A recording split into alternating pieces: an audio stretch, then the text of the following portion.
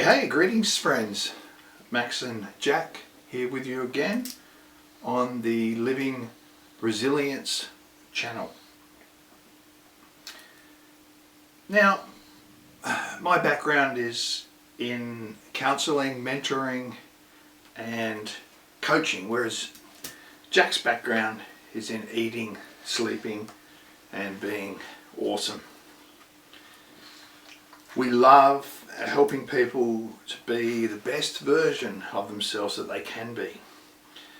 And this is where resilience comes in. This is where living resilience comes in. And remember, I'm on your side. But what is resilience? There are many definitions of resilience. The classic ones about the ability to bounce back after a trial or after facing some adversity. And no doubt there are many different dictionary definitions of what resilience is. But I like to think of it as resilience equaling grind plus growth. Like an equation, if you like. Resilience equals grind plus growth. Let me expand on that a bit as we look at resilience. So grind. The grind is having the resilience to get out of bed every morning, to go to that job that perhaps you don't like. Grinding in the gym to get results day after day. Grinding to learn how to be more resilient, but grinding in that day-to-day stuff that we all face. We need resilience for that, for the grind. But we can also grow our resilience as well. So we've got the grind and we've got the growth component of resilience, where we can increase our stocks, if you like, of resilience. As you develop your resilience, your perspective shifts. Perhaps we become a bit more outward focused. We look out for others. When we have good resilience, we're able to look out for others and be able to become an asset for society, a positive contributor. But why bother with it?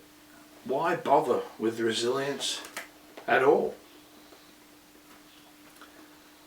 But life's not easy, is it? And the longer and the older we get, the more we realise that life is going to be difficult. I think a famous Australian Prime Minister once said that life wasn't meant to be easy.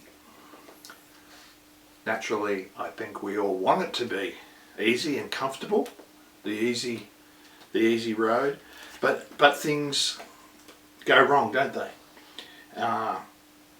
And things often don't work out how we plan for them to work out. So we need resilience to overcome and to push forward, to be the positive person, to lean in to the light. We need to grind those lemons that life gives us. We need to grind those lemons into lemonade. And by living resilience, we can push forward, be on the front foot, if you like. Rather than the alternative of not having good resilience is, well, it's circumstances overcoming you, and then you become perhaps a helpless victim if you don't work on resilience. Don't forget to like and to subscribe and smash the notification bell if you're finding anything we're talking about helpful. Well, where do you start with resilience? We talked about why, but where do you start with working on your resilience? Well, first place we can start is our own self, our own self-awareness. And I want to ask you there to perhaps do some homework for us, that you might have a think over the next coming week about your strengths, focusing on your strengths, living the life you want to live, knowing yourself. Self-awareness is that ability to recognize how you're going with things, how you're going with resilience, how you're going with stress and anxiety. But what are your strengths? And I know you've got strengths. What would those around you say those strengths are if you ask them? Is it something like caring or encouraging or being skillful at a game, or being compassionate or being empathetic? What are your strengths? Are you a good friend? Do you like learning? What are the things that really fire you up, that are related to your strengths? So, to add those strengths to your resilience, you need to flex those strengths. You need to focus on them, perhaps maximize the strengths that you've got.